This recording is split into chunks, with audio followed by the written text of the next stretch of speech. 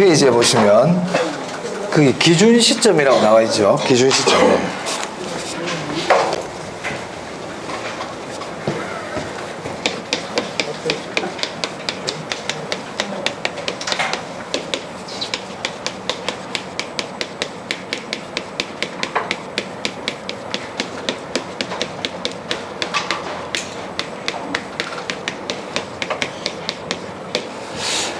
자, 우리 기준 시점이라는 게 있어요. 이 기준 시점은 감정평가 규칙에도 나오는 용어인데요. 기준 시점이 뭐냐? 감정평가의 기준이 되는 시점이다 이렇게 돼 있네요. 용어 자체는 뜻은 어렵지 않아요. 그러면 기준 시점이라는 게 우리가 왜 필요할까요? 자, 울산의 인구가 변해요, 안 변해요? 뭐 지금도 전입 전출 막 일어나고 있죠. 그럼 울산 인구가 지금 몇 명입니까? 그럼 울산 인구가 몇 명인가를 얘기하려고 그러면 그때 달라 이렇게 될 거 아니에요. 맞아요? 네. 자, 그러면 만약 울산시청에서 울산시청 홈페이지에 들어가면 울산 인구가 만약에 110만 명이다 예를 들어서, 그럼 그 110만 명이라는 거는 어느 날짜를 기준으로 세본 걸 거 아니에요. 네. 맞아요? 네. 그런 게 기준 시점의 일종의. 자, 부동산도 보세요.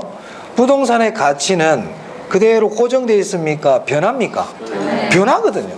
변한단 말이에요. 그럼 보세요. 예를 들어서 이 건물이 있는데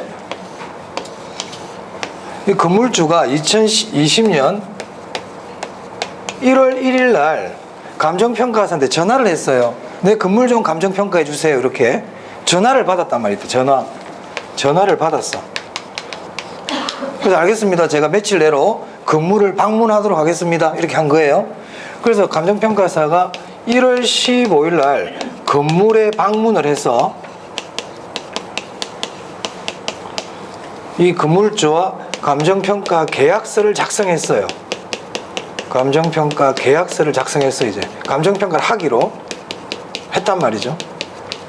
그러면 이제 감정평가사가 가격 조사를 하겠죠. 이 건물이 얼마짜리인지 조사를 할 거 아닙니까? 그래서 2월 28일 날 가격 조사가 끝이 났어요. 그리고 3월 15일 날 감정평가서는 뭐냐면 감정평가사가 감정평가를 하고 난 보고서라고 보시면 돼요. 감정평가 결과서죠. 감정평가서를 작성을 완료했다. 그럼 이 건물의 가치는 1월 1일부터 3월 15일까지 고정되어 있습니까? 변합니까? 변하거든요. 그럼 감정평가사는 저 중에 어떤 날짜를 기준으로 이 건물의 가치를 구해야 되는지 그게 필요하잖아요. 네. 가치가 계속 변하고 있으니까. 맞습니까? 네. 그래서 감정평가사가 감정평가를 할 때 기준이 되는 날짜를 기준 시점이라 그런단 말이야. 그럼 우리 뭘 알아야 되느냐? 언제로 할 거냐 이 말이야. 언제로? 계약서 작성한 날로 할 거냐? 전화를 받고 감정평가를 의뢰받은 날을 할 거냐? 가격조사를 완료한 날짜를 할 거냐? 감정평가서 작성을 완료한 날짜를 할 거냐? 이런 문제가 생기잖아요. 언제 할 거냐 이 말입니다. 네, 가격조사 완료일입니다. 아주 중요하거든요. 언제라고요? 가격조사 완료일.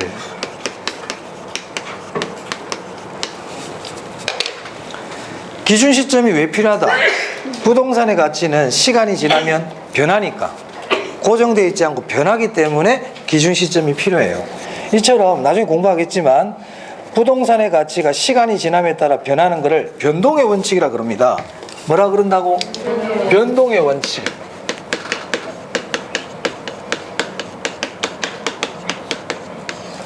그래서 기준 시점은요, 변동의 원칙과 관계 있어요. 기준 시점을 언제로 한다고요?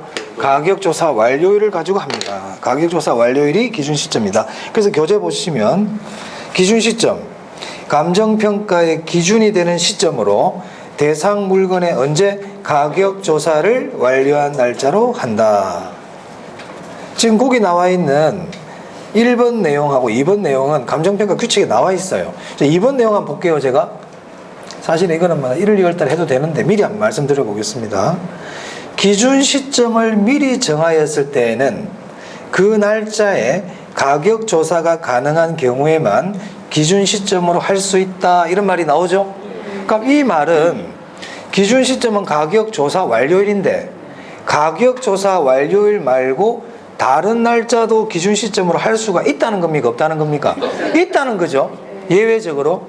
그럼 근데 그게 아무 때나 되는 게 아니고 단서가 붙어 있네요. 뭐라고 돼 있어요? 그 날짜에 가격 조사가 가능한 경우에만 그렇단 말입니다. 그러면 2번 내용이 그럼 어떤 내용이냐? 자, 우리가 앞에서 현황 평가, 조건부 평가, 기한부 평가, 소급 평가를 공부했잖아요. 맞아요? 자, 거기 보면 기한부 평가는 미래, 도래가 확실한 날짜를 기준으로 평가하는 거죠. 가격조사 완료를 가지고 평가하는 겁니까? 미래 시점이니까 가격조사 완료일이 아닙니까? 기한부 평가는 기준 시점으로 평가하는 게 아니지. 가격조사 완료를 평가하는 게 아니잖아. 소급 평가는? 소급 평가도 가격조사 완료를 기준으로 평가하는 겁니까? 소급 평가 과거로 가는 거라 그랬잖아요. 맞아요. 그래.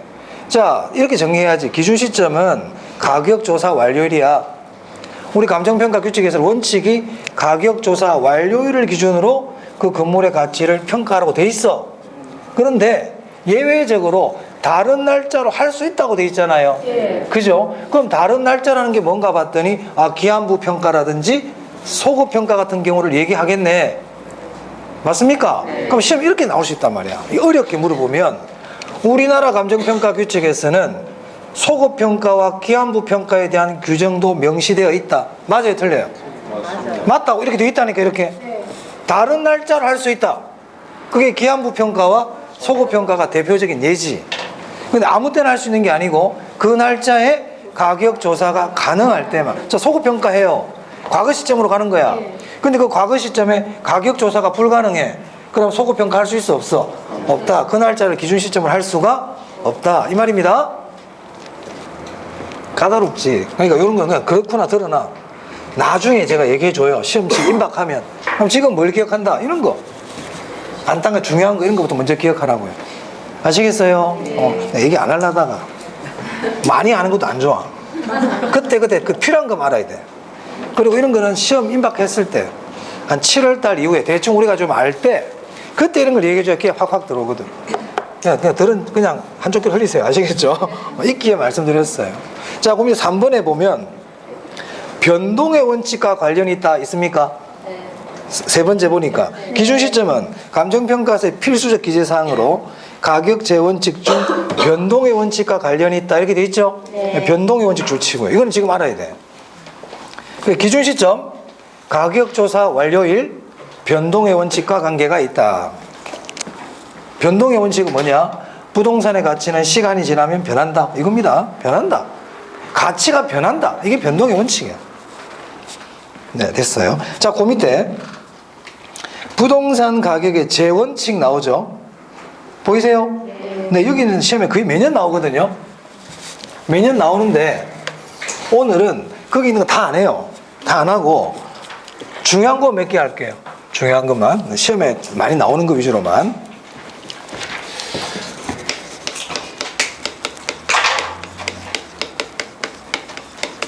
시험에 잘 나옵니다. 가격의 재원칙은 잘 나옵니다. 자, 가격의 재원칙이 뭐냐? 또는 가치의 재원칙이라고도 그래요. 가치와 가격을, 이런 감정평가 공부를 하다 보면 가치와 가격을 같이 혼용해서 쓰는 경우가 많아. 가치 가격을 똑같이 보고 쓰는 경우가 많아. 왜 그럴까요? 장기로 가면 가치와 가격은 일치한다 그랬지. 그러니까 가격의 재원칙이라는 말도 쓸 때도 있고 책에 따라서는 뭐 가치의 재원칙이라고 쓰는 사람들도 있어요. 어쨌든 가격의 재원칙은 뭐냐면 자, 어떤 물건의 가격을 정할 때 적용되는 여러 원칙, 이런 뜻이에요. 재라는 게 여러, 이런 뜻이니까 가격의 재원칙은 어떤 물건의 가격을 정할 때 적용되는 여러 원칙. 우리 이제 부동산을 공부하니까 이제 부동산 관련 가격 원칙이라고 보시면 되겠어요. 자, 그러면 있잖아요. 우리가 미인대에다 예를 들어서, 미인대는 예를 들어서 그런데 자, 미인대는 민선발대 아닙니까? 그럼 미인인지 아닌지 기준이 있어야 돼, 없어야 돼? 기준이 있어야지, 기준이. 그럼 우리가 가격의 재원칙도 이 가격이 얼마냐 이렇게 평가할 때 기준이 되는 원칙이 있어야 될까, 없어야 될까? 있어야 되거든요. 그게 최유효 이용의 원칙입니다.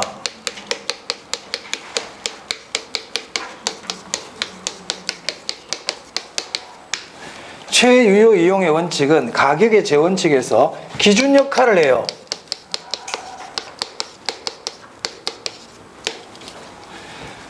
그럼 최유 이용은 뭐냐? 이거 나중에 또 자세히 공부할 기회가 옵니다만 지금은 최고 최선의 이용이다 이렇게 보세요.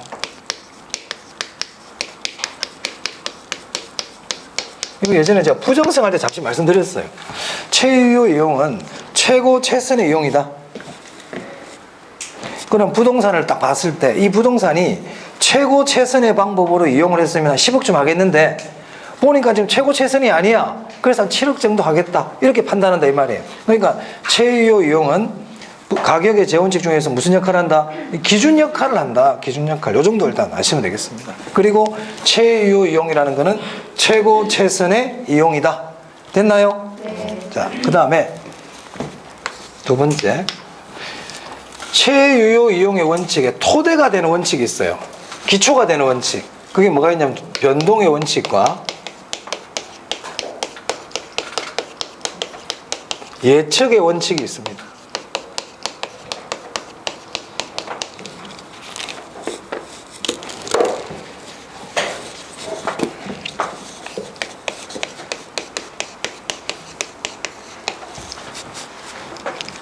변동의 원칙은 뭐 아까 제가 잠시 말씀드렸거든. 변동의 원칙이 뭐라고요? 뭐 변한다 그죠? 하여튼 간에 그죠? 시간이 지나면 부동산의 가치는 변한다. 물건의 가치는 변한다. 이게 변동의 원칙이에요. 그게 뜻이야. 아시겠습니까? 네. 복잡하게 생각하지 말고. 그래서 변동의 원칙은 부동산의 가치 또는 물건의 가치는 고정되어 있는 게 아니고 시간이 경감에 따라서 변한다. 이런 뜻이라고 보시면 됩니다. 자, 예측의 원칙 한번 볼까요? 자, 예측의 원칙은 자, 우리가 가치를 제가 아까 뭐라고 그랬어요? 가치. 장래 발생할 이익의 현재값이라 그랬죠? 네. 맞아요? 그럼 만약에 내가 장래 발생할 이익을 잘못 예측하면 가치도 다르게 나오겠죠? 네. 맞습니까? 그래서 예측의 원칙, 쉽게 얘기하면 예측을 잘해야 된다는 거예요. 예측에 따라서 가치도 달라진다. 맞습니까? 그러니까 이거를 표현하는 방법은 다양해. 부동산 가치는 장래 발생할 이익에 의해서 결정된다. 예측의 원칙입니다. 맞아요? 부동산의 가치를 정확하게 판정하기 위해서는 장래 발생할 이익을 정확히 반영해야 된다. 이것도 예측의 원칙이에요. 무슨 말 알겠습니까? 표현하는 방법은 다양하다고. 하여튼 뜻은 그건 거야. 예측의 원칙은 부동산의 가치는 장래 발생할 이익의 현재값이라 그랬잖아요. 그러니까 장래 발생할 이익을 어떻게 평가하느냐에 따라서 부동산 가치에 영향을 주는 게 예측의 원칙이야. 그거 우리 다 못 외운다 우리는. 그래서 예측의 원칙은요, 반드시 뒤에 장래, 미래 이런 말이 꼭 나옵니다. 그래서 가격의 재원칙을 얘기하는데 장래, 미래 얘기 나오잖아요. 네. 예측의 원칙이에요. 그럼 제가 아까 장래, 미래 나오면 영속성과 관계 있다고 그랬습니까? 네. 그 영속성과 관계 있을까요? 네. 관계 있어요. 다 친구들이야, 전부 다. 장래, 미래는 영속성과 친구야. 이렇게 알아두시면 되겠다. 예측의 원칙 뜻은 그냥 읽어보면 알 수 있어요. 장래 막 이런 말 나오잖아. 그럼 예측의 원칙이야. 우리 예측이라는 건 장래 아닙니까? 네. 과거를 예측해 이런 말 안 하잖아요. 네. 그렇지. 자, 그 다음에 봅시다. 자, 이 건물이 있어요. 자, 감정평가사가 이 건물을 평가하려고 그래. 그러면 이 건물을 둘러싸고 있는 외부 환경, 이 외부 환경은 이 부동산의 가격 가치에 영향을 줍니까? 네. 영향을 주죠. 영향을 주죠. 부동성 때문에 영향을 주죠. 그리고 이 건물 자체가 가지고 있는 내부적인 구성 요소들도 건물 가치에 영향을 주나요? 네. 엘리베이터가 있고 없고, 그죠? 화장실이 2개냐 3개냐 따라서 가치가 달라질 수 있잖아요. 맞아요? 네. 내부. 그래서 이 건물 가격에 영향을 주는 것은 크게 외부 원인과 내부 원인으로 나눌 수 있다 이 말입니다. 이때 외부 환경에 의해서 부동산 가치에 영향을 주는 것을 외부 원칙, 네, 내부 원인에 의해서 부동산 가치에 영향을 주는 것을 내부 원칙 이렇게 얘기한단 말이에요. 아시겠어요? 그래서 맨 먼저 내부 원칙부터 보도록 하겠습니다.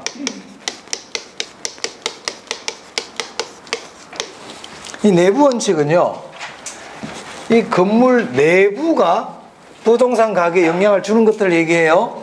이 내부는 구성요소, 이런 말을 잘 나와요. 구성요소. 구성요소라는 말이 나오면 내부를 얘기하는 겁니다. 맞아요? 그렇지. 우리 구성요소라는 건 내부잖아, 내부.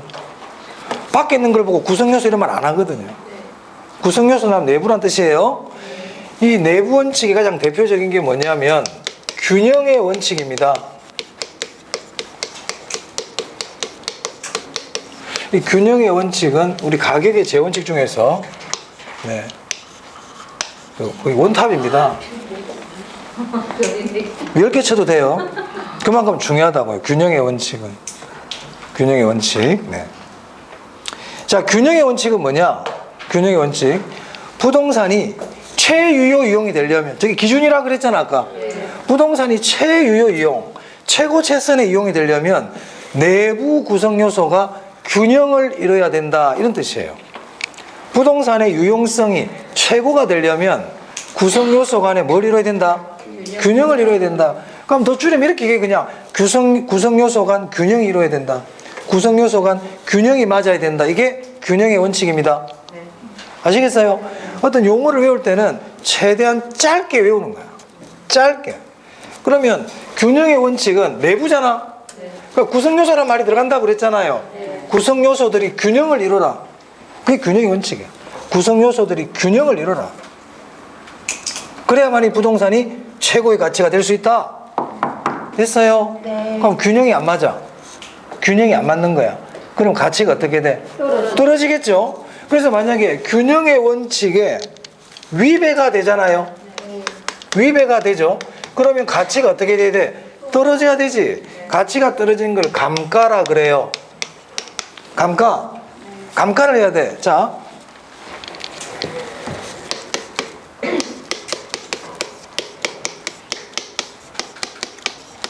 감가의 분류 보겠습니다. 이거 좀 중요합니다.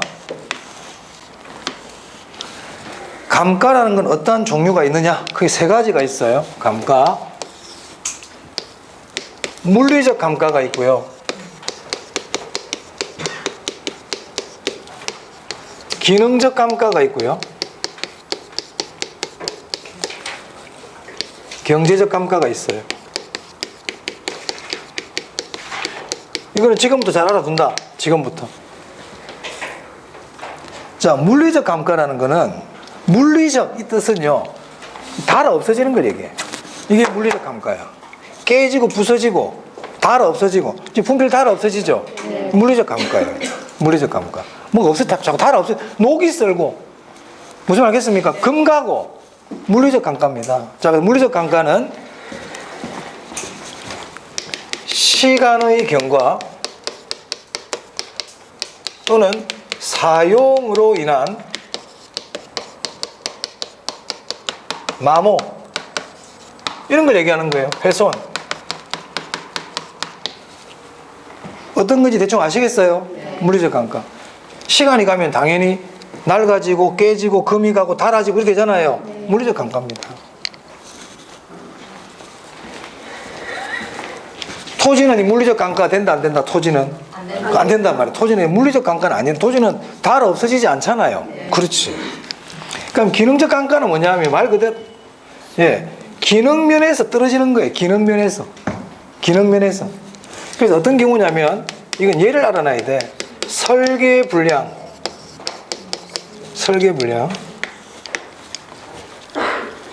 건물과 부지의 부적합. 토지 모양하고 건물 모양하고 안 어울려. 대표적으로 시험에 잘 나오는 내용들이에요. 그리고 디자인이 너무 구식이야. 핸드폰이 벽돌만 해. 그러면 핸드폰이란 제 기능을 발휘할 수 없어요. 핸드폰은 휴대가 편해야 되는데 건물이 핸드폰이 이만한 거야. 무슨 감가다? 기능적 감가입니다. 차를 샀는데 핸들이 요만해. 제 기능을 발휘할 수가 없죠. 기능적 감가도 기능적 감가. 디자인의 진부함. 자, 그럼 이 기능적 감가는 그 물건의 내부 문제입니까? 외부 환경 문제입니까? 외부. 자동차 핸들이 어디에 달려 있어? 안에 그 내부죠. 그러니까 말하고 나는 이상하지. 그러니까 기능적 감가는 내부 원인이야, 원인이 외부에 있어? 기능적 감가 내부에 원인이 있는 거야. 자, 그러면 보세요. 균형의 원칙이 위배되죠. 균형의 원칙은 내부라고 그랬잖아요. 균형의 원칙이 위배되면 기능적 감가합니다. 중요하다. 균형의 원칙이 위배되면 무슨 감가한다? 기능적 감가. 균형의 원칙은 내부 원칙입니까? 외부 원칙입니까? 내부. 지금 내부하고 있다. 내부. 내부. 균형의 원칙은 무슨? 내부. 내부 균형 기능적 감가. 내부 균형 기능적 감가. 제 기능을 발휘할 수 없다는 건 내부 원인이야. 내부. 그럼 경제적 감가는 뭐냐? 경제적 감가라는 거는 주변 환경하고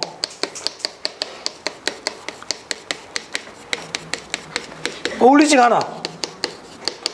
주변 환경과의 부족함. 그러니까 주변 환경하고 어울리지 않으니까 가치가 어떻게 되겠어요? 떨어지지. 만약에 온 동네가 지금 노래방이고 이렇게 뭐 술집이고 이런 데 그 안에 집이 하나 더 있어. 어울려요? 안 어울려요? 가치가 어떻게 되겠어요? 떨어지겠지. 맞아요? 네. 온 동네가 판잣집인데 대리석 주택이 하나 있어. 5층짜리. 주변 환경 어울려요? 안 어울려요?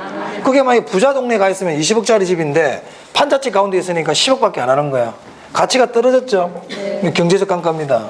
주변 환경하고 안 어울린다. 주변 환경 안 어울린다. 시장성이 떨어졌다.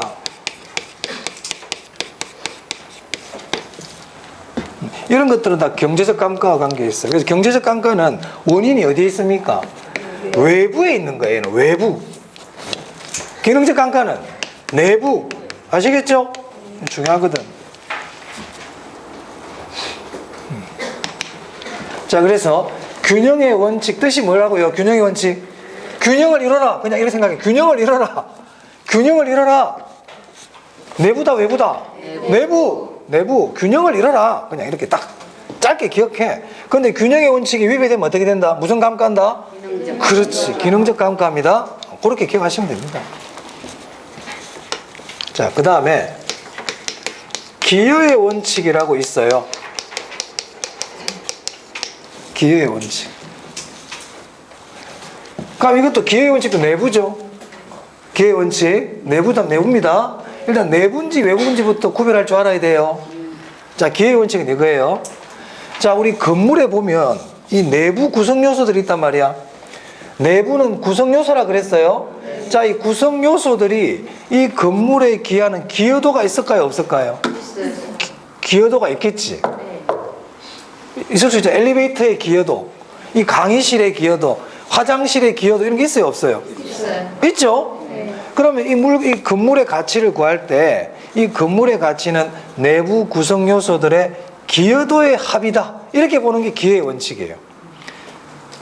자, 축구팀이 있어. 축구팀.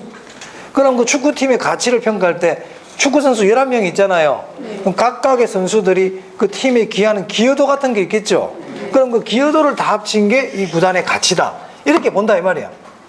자동차가 있어. 자동차는 핸들도 있고 악셀레터도 있고 타이어도 있고 엔진도 있고 있을 거 아니에요.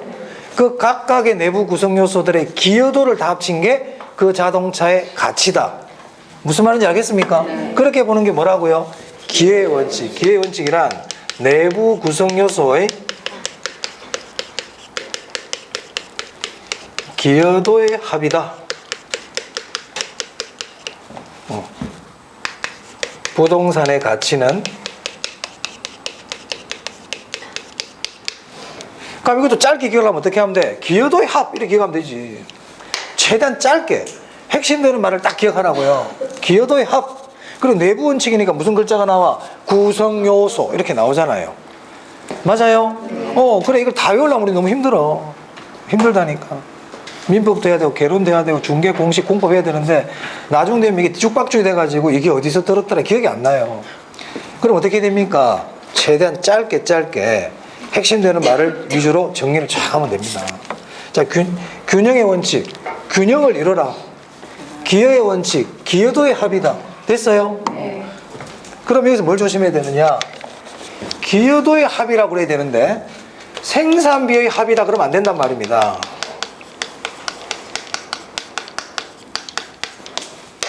이게 무슨 말이냐면 자동차가 있어. 핸들 만드는데 100원 들어갔어. 타이어 만드는데 500원 들어갔어. 시트 만드는데 1000원 들어갔어. 다 생산비죠. 네. 이거를 다 합친 게 기여의 원칙이다 그러면 된다 안 된다? 그건 기여의 원칙이 아니라고. 생산비를 합친 게 기여의 원칙이 아니다. 기여도를 합친 게 기여의 원칙이다. 오케이? 네. 그렇죠. 이 기여의 원칙은요, 추가 투자 여부를 판정할 때 유용하다.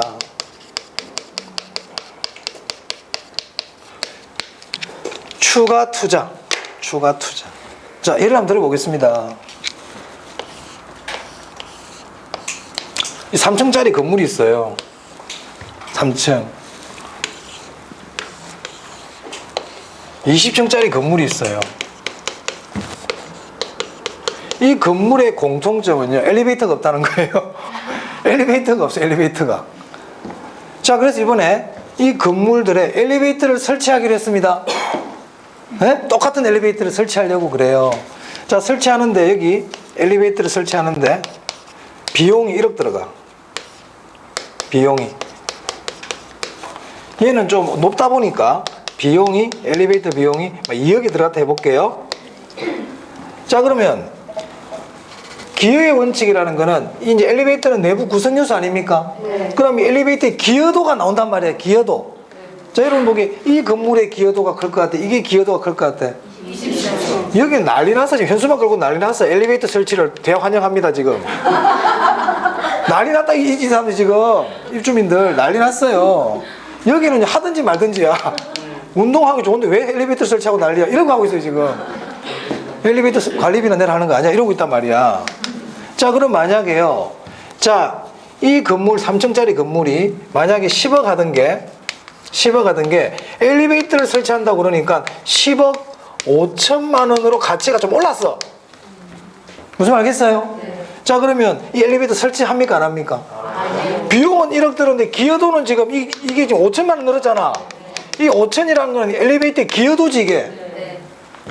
다른 이유 없잖아요. 엘리베이터 기여도 때문에 5천이 는 거 아니에요. 네. 설치한다 안 한다?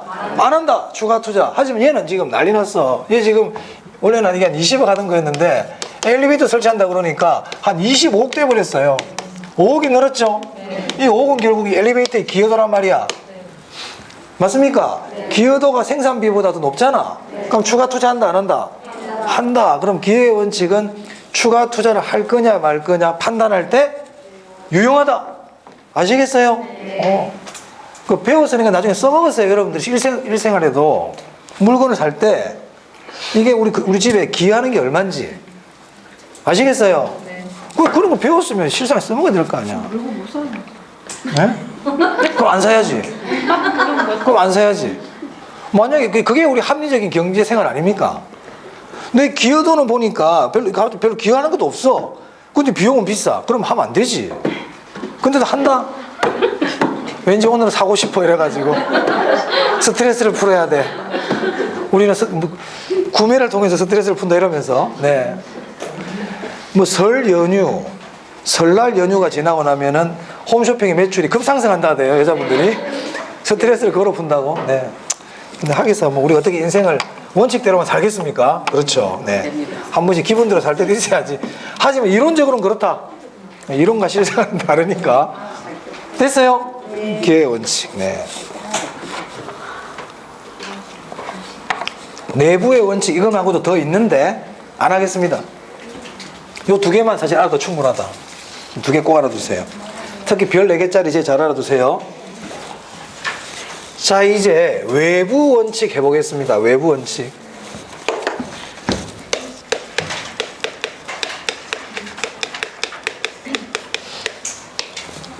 그 외부 원칙이 뭔데?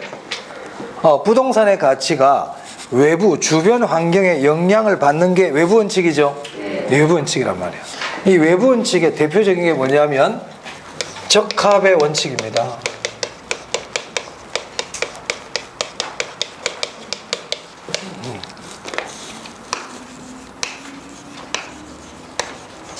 내부 원칙에 균형의 원칙이 있다면 외부 원칙에는 적합의 원칙이 있습니다. 쌍두마차입니다. 쌍두마차. 이 두 개는 아주 중요합니다. 그럼 적합의 원칙이 뭘까? 여러분의 말을 한번 좀 만들어 볼 수도 있겠는데, 이제 외부 환경과 적합해라. 아시겠어요? 외부 환경하고 적합해라. 외부 환경하고 어울려라. 그래야 부동산 가치가 최고가 된다. 오케이? 그렇죠, 그렇죠. 외부 환경 어울려라 이 말입니다. 그럼 만약에 적합의 원칙에 위배가 돼. 그럼 어떻게 해야 돼요? 감가해야 되겠죠. 자, 무슨 감가할까요? 그렇지, 잘했어. 지금 아니까 바로 알잖아. 외울 게 아니지, 그러니까. 그래서 제가 늘 용어의 뜻을 아는 게 중요하다 그랬어요. 이걸 아는 사람은 제가 얘기 안 해줘도 적합의 원칙의 뜻을 아니까 저절로 무슨 감가가 된다? 그렇죠. 공부 이렇게 해야 돼. 연결이 쫙 되도록. 그때마다 어떻게 다 외웁니까? 그래서 용어의 뜻을 아는 게 참 중요하다. 용어의 뜻. 그래서 그 많은 용어를 다 할 수는 없으니까 제가 이거는 꼭 알아야 됩니다고 말씀드리는 용어 정도는 반드시 알아야 돼요. 감가의 분류 꼭 알아야 돼. 저거는 중요해. 됐어요? 그대로 다 알아놓으세요. 그래서 적합의 원칙에 위배되면 경제적 감가한다. 자, 적합의 원칙은 내부 원칙이다, 외부 원칙이다? 외부 원칙입니다. 외부 원칙. 이거 하나만 하랍니다. 외부 원칙, 얘만 중요합니다. 자, 그 다음에 우리 가격 원칙 14개가 있는데 14개를 다 우리가 할 수 없어요. 1, 2월 달에 설명을 드립니다, 제가.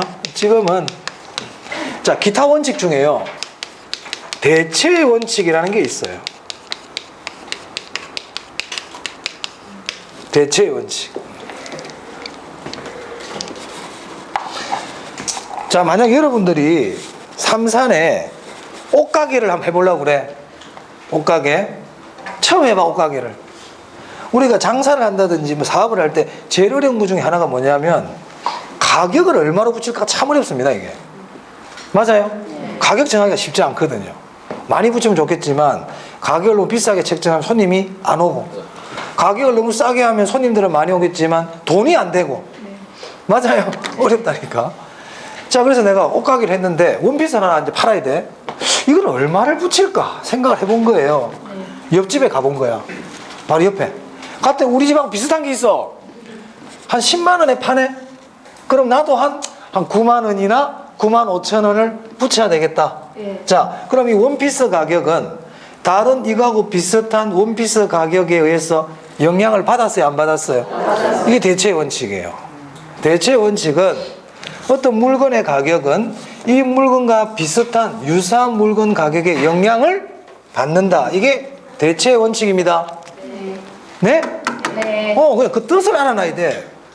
책에 있는 걸 그대로 다 외우려고 그러지 말고 대체의 원칙의 의미를 알아라고요. 자, 만약에요, 어떤 아파트를 감정평가해달래.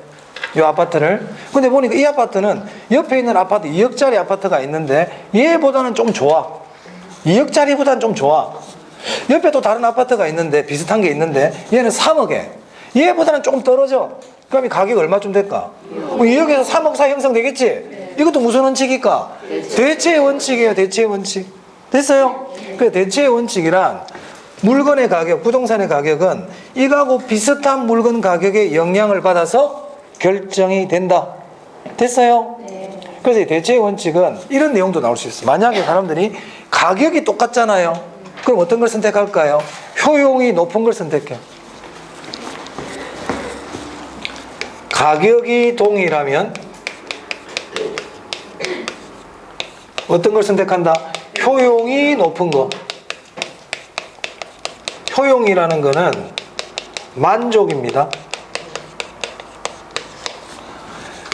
만약에 효용이 동일해, 만족이 똑같아, 그럼 어떤 걸 선택할까요? 그렇지, 가격이 낮은 거.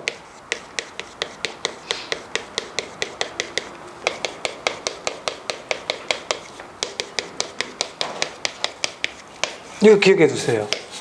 그래서 일반적으로 가격을 책정할 때 효용이 똑같으면 가격이 똑같도록 책정하게끔 노력을 하겠죠.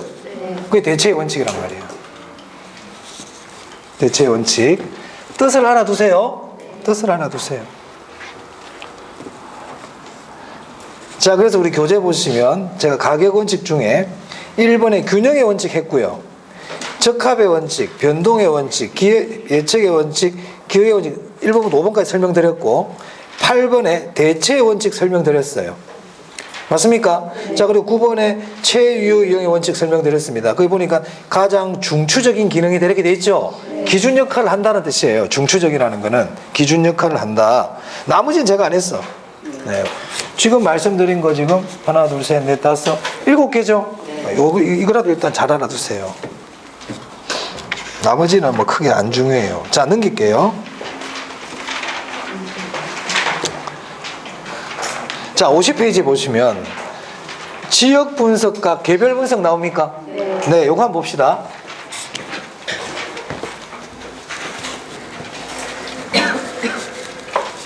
우리 시험 어렵게 안 나와. 쉽게 나와. 쉽게 나오기 때문에 그 쉽게 나오는 부분을 정확하게 아는 게 중요합니다. 어려운 걸 어설프게 하는 건 아무 의미가 없어요. 시험장 가면 생각도 안 나요. 생각도 안 나고 오히려 그게 답 찾는데 독이 될 수 있어. 그래서 기본적인 내용들을 정확하게 아는 게 아주 중요해요. 자, 늘 말씀드립니다. 어려운 거 많이 봐봤자요. 시험장 생각 하나도 안 나요. 헷갈리긴 헷갈려요. 헷갈려요, 막. 자, 지역 분석, 개별 분석.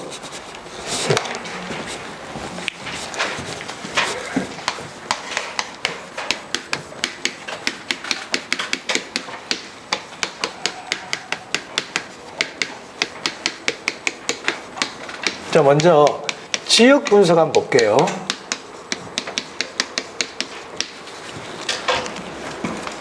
그럼 제 설명을 듣기 전에 여러분들이 지역 분석이 뭘까 한번 생각을 해보는 거예요. 여러분이 감정평가사예요. 여러분들이 어떤 건물을 감정평가해달라고 의뢰를 받았어요. 그럼 어떻게 해야 돼요? 이 동네 와봐야 돼, 안 와봐야 돼? 와봐야지. 여기 농사 짓는 동네인지 지금 주택단지인지 상업지역인지 와봐야 됩니까? 뭐 울산 같으면 내가 안 하니까 안 온다. 그래도 와봐야 돼. 저 전라도에 있는 어떤 지역에 한번 가본 적도 없는데 감정평가해달래. 그럼 여기서 소설 쓸 수는 없잖아. 네. 가봐야 되죠? 네. 가봐야 돼요. 왜 가볼까요? 그 지역이 어떤 지역인지 알아보려고. 네. 안 가보면 안 되나? 왜 가봐야 될까? 부동산은 움직인다, 안 움직인다? 걔가 만약에 내일 여기로 올 예정이면 내가 안 가봐도 돼. 맞아요? 네. 근데 얘가 항상 거기 있을 거야. 그러니까 거기 꼭 가봐야 돼. 그러니까 부동산은 움직일 수 없으니까 그걸 뭐라고 불러요? 부동산. 그래서 지역 분석은 일단 부동산과 관계가 있다는 걸 알겠네. 맞습니까? 네. 얘가 돌아다니면 안 가도 돼. 막 돌아다니는 애는 가봐도 의미가 없어. 그래서 지역 분석은 일단 부동산과 관계가 있어요. 그럼 지역 분석이라는 거는 그 부동산이 속해 있는 지역이 과연 어떤 지역인지 그걸 알아보러 가는 거다. 그죠? 네. 그렇죠. 그럼 이 지역 분석에서는요, 용어가 몇 개 나오거든요. 용어를 일단 아는 게 중요해요. 용어. 자, 봅니다.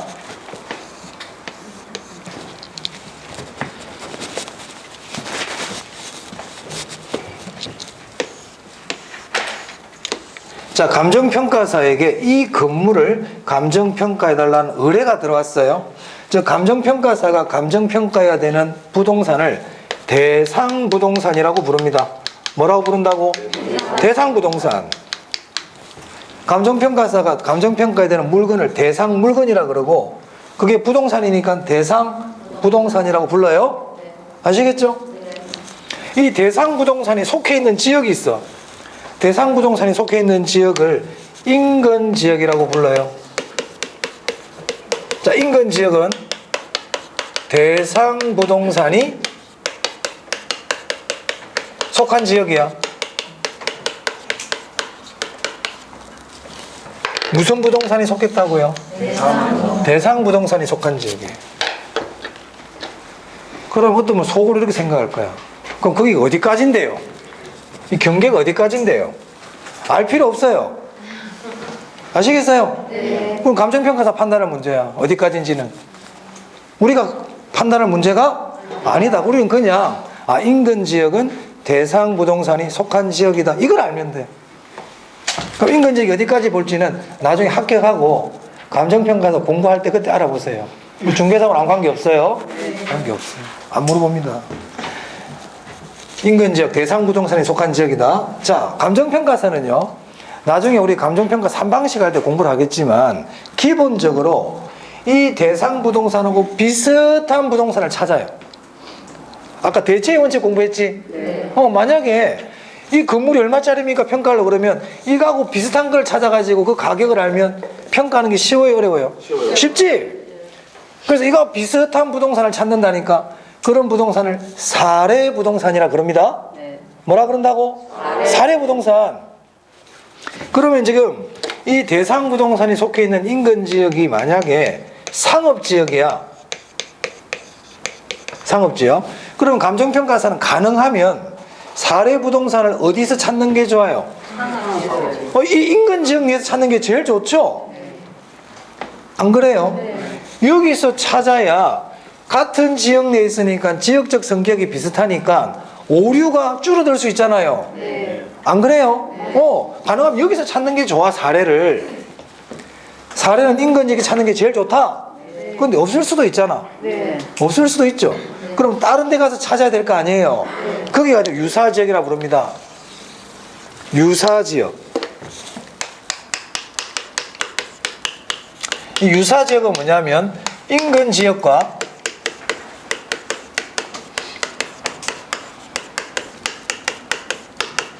지역적 특성이 유사한 지역이에요. 인근 지역, 유사지역 뜻 알아야 돼. 인근 지역, 대상 부동산이 속한 지역. 유사지역, 인근 지역과 지역적 특성이 유사한 지역. 그러면 이 유사지역도 무슨 지역일까? 상업지역이겠지. 맞아요? 그래서 감정평가사는 인근 지역에서 사례 부동산을 못 찾잖아? 그럼 어디 가서 찾는다? 여기 가서 찾는, 유사지역 가서 찾는다는 겁니다. 사례 부동산은 맨 먼저 어디서 찾는다? 인근 지역. 그 다음, 거기 없으면? 그렇지. 유사지역에서 먼저 찾는다 그러면 안 돼. 인근 지역에서 먼저 찾는 거야. 여기도 없네. 여기도 없는 거야. 여기서도 찾기 힘들어. 예를 들어서. 그러면, 자, 이 지역은 보니까 지금은 주거지역인데 앞으로 상업지역으로 바뀔 거래. 앞으로 곧 뭐가 될 거라고요? 나중에 공부하겠지만 이런 지역을 우리가 이행지라고 불러요. 후보지 이행지 공부는 안 했는데 이걸 이행지라 불러. 곧 이렇게 상업지역으로 바뀔 거예요. 그러면 이제 얘는 곧 상업지역으로 바뀔 거니까 여기서도 사례 부동산을 찾아볼 수가 있다 이 말이에요. 무슨 말인지 알겠어요? 제가 지금 사례 부동산을 가지고 예를 든 거는 여러분들 이해를 돕기 위한 거예요. 자, 감정평가사가 보세요. 자, 이 물건의 가치를 내가 구해줘야 돼. 그러면 당연히 이 부동산에 속해 있는 인근지역 조사해야 돼요? 안 해야 돼요? 해야 되거든요. 해야 되거든. 그럼 여기 조사하고 땡치면 안 된단 말이야. 얘하고 지역적 특성이 비슷한 지역 있지? 유사지역. 그럼 그 유사지역 가서도 전반적인 부동산 가격을 조사해야 돼? 안 해야 돼요? 해야지.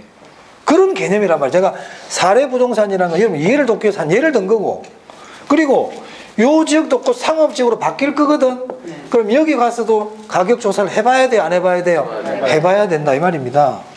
또 그 말은 바꿔 아까도 말씀드린 것처럼 여기서 사례 부동산을 찾고 여기 없으면 여기 없으면 여기. 무슨 말 알겠어요? 자, 이처럼 이 대상 부동산과 비슷한 부동산, 그걸 뭐라 불러? 사례 부동산. 이 사례 부동산을 수집할 수 있는 최대한의 범위를 동일 수거권이라 불러요. 동일 수거권. 그럼 동일 수거권이 뭐냐?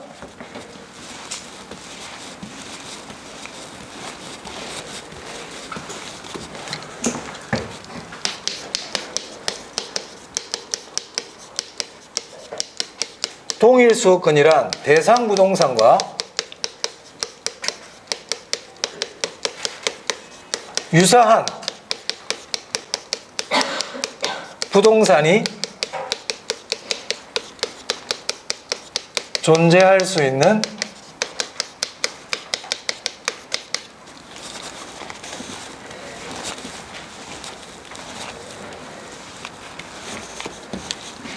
최대 범위. 이렇게 얘기할 수 있어요. 자, 그럼 보세요. 이 말을 또 좀 바꿔볼게요. 우리 개로 말을 막 바꾸거든. 그 원뜻을 아는 게 중요하다고. 그럼 봅니다. 이 유사하다는 거는 바꿀 수도 있다는 겁니까? 대체할 수 있냐 이 말. 대체. 유사하다는 건 대체가 가능하다는 겁니까? 대체라는 거는 경쟁 관계입니까? 삼양라면 신라면 대체가 돼 안 돼? 그럼 둘은 경쟁 관계야, 협동 관계야? 경쟁 관계니까 대체 관계는 경쟁 관계예요. 그럼 이 말을 이렇게 바꿀 수 있다고. 유사하다는 거는 상호, 경쟁, 대체 관계. 그래서 동일 수거권은 대상 부동산과 상호 경쟁 대체 관계에 있는 부동산이 존재할 수 있는 최대 범위. 이렇게 얘기할 수도 있다. 이런 뜻입니다. 네? 고말이야. 또 이렇게 얘기할 수 있을까? 동일 수거권이란 사례 부동산을 수집할 수 있는 최대 범위. 이렇게 얘기해도 될까요? 네. 그 얘기예요. 다 똑같은 말이에요. 이게 전부 다. 요렇게 표현하나, 요렇게 표현하나, 요렇게 표현하나. 유사하다는 거는 경쟁 대체란 뜻입니다. 비슷하면은 경쟁 관계에 있고 대체 관계에 있는 거예요. 됐어요? 네. 지역분 이 정도 알아둡니다. 자, 인근지역 뭐라고요? 대상 부동산이 속한 지역, 인근지역. 유사지역은 뭐라고요? 인근지역과 지역적 특성이 유사한 지역. 동일 수거권은 뭐라고요? 대상 부동산과 유사한 부동산. 대상 부동산과 상호 경쟁 대체 관계에 있는 부동산이 존재할 수 있는 최대 범위. 자, 그러면 이 동일 수거권에는 인근지역 포함됩니까? 네. 포함되지. 내가 동그라미 쳐놨잖아. 네. 유사지역 포함돼요? 네. 자, 이걸 우리가 뭐라 부르냐면 이런 거를 주변 용도지역 이렇게도 부릅니다. 주변 용도지역. 그럼 동일 수거권에는 주변 용도지역도 포함되나요? 네, 포함되죠. 시험에 동일 수거권은 뭐로 쫙 설명하면서 인근 유사지역은 포함되지만 주변 용도지역은 제외되는 개념이다. 그러면 돼요, 안 돼요? 안 된다. 포함된다. 그래서 제가 빨간색으로 동그라미 크게 쳐놨습니다. 이 그림을 사진을 딱 박아놔. 포함이 돼. 자, 그 다음에 이제 그러면 이제 건물에 외부 환경은 다 조사를 했죠, 지금? 맞습니까? 그러면 이제 어떻게 된다? 안에 들어가 봐야지. 화장실은 있는지, 뭐 계단은 있는, 엘리베이터는 있는지 들어가 봐야 될 거 아니에요? 들어가 보는 게 개별 분석이에요. 들어가 보는 거야, 이제. 그럼 개별 분석은 외부를 분석하는 겁니까? 내부를 분석하는 겁니까? 내부를 분석하는 거야. 지역 분석을 먼저 할까? 개별 분석을 먼저 할까? 지역 분석. 그렇지. 외울 게 아니야. 이걸 알면. 그래서 지역 분석을 먼저 하고 개별 분석합니다. 네. 아시겠죠? 네. 그럼 들어갔어. 들어갔더니 내부가 엉망이야. 감가해야 되겠지. 무슨 감가할까? 기능적 감가. 지역 분석을 해봤더니 외부 환경하고 잘 안 어울려, 얘가. 그럼 무슨 감가할까? 그럼 지역 분석은 무슨 감가와 관계 있어요? 외부니까 경제적 감가야. 지역 분석은 내부를 분석하는 겁니까? 외부를 분석하는 겁니까? 외부. 개별 분석은 외부를 분석하는 거예요? 내부를 분석하는 거예요? 그러니까 무슨 감가예요? 그렇지. 그러니까 외부 나오면 다 기능적 감가야. 내부 나오면 전부 무슨 감가다? 기능적 감가. 외부는요? 경제적 감가. 됐습니까? 자, 그래서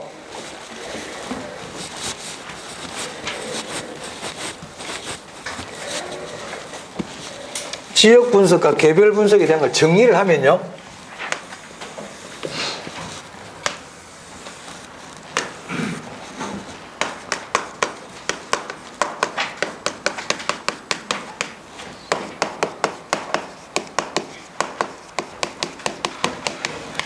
지역 분석을 먼저 한다, 개별 분석을 먼저 한다? 지역 분석을 먼저 합니다. 얘가 먼저 합니다. 여기 있어요. 우리 그 교재 보면 50페이지에 표가 하나 나와 있죠. 사실 표는 우리 간단하게 되어 있는데 이 표가 참 중요하거든요. 근데 거기 보면 분석 내용이라고 되어 있는데, 저는 목적이라 해보겠습니다. 목적, 지역 분석의 목적, 여러 가지 목적이 있지만 첫째, 지역 분석은 그 지역의 표준적 이용을 판정해줘요. 뭐를 판정한다고요? 이 지역이 상업지역이냐, 이 지역이 주거지역이냐, 공업지역이냐, 이런 표준적 이용을 판정해줍니다. 그런데 이 개별 분석은 이제 최종적으로 건물에 들어가서 이제 최종적인 결정을 내려줘야 되거든. 이 건물이 얼마짜리라고.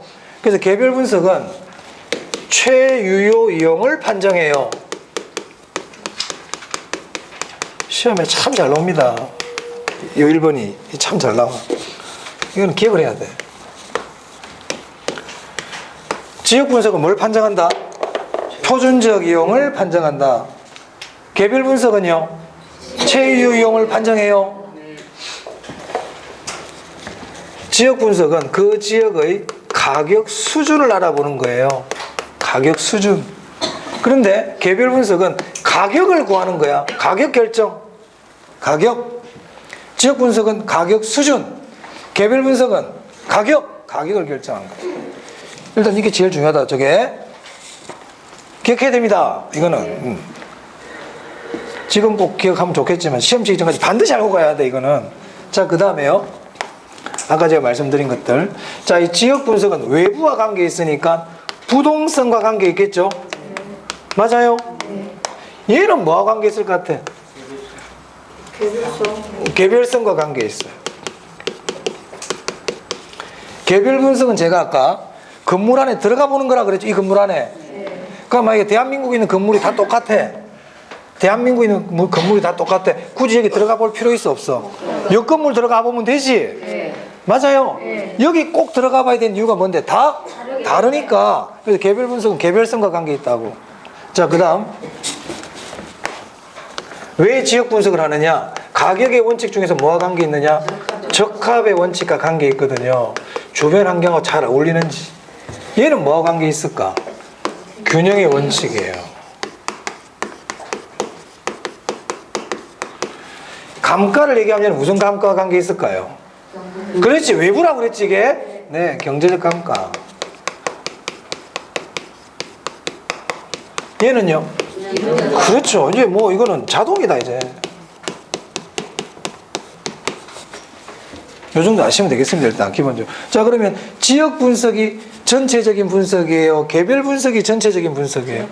지역 분석이. 지역 분석이 거시적인 분석이에요? 개별 분석이 거시적이에요? 그렇죠. 그 지역 분석 전체적이다, 광역적이다, 거시적이다, 넓은 거 다 갖다 붙여주면 돼. 얘는 좁은 거야. 구체적이다, 부분적이다, 미시적이다. 됐어요? 네. 그런 것까지 외울 필요는 없지. 이게 넓은 거, 좁은 거야. 네, 그렇게 보시면 되겠습니다. 자, 그래서 50페이지에 지역 분석과 개별 분석까지 봤어요. 자, 조금 쉬었다가 하도록 하겠습니다.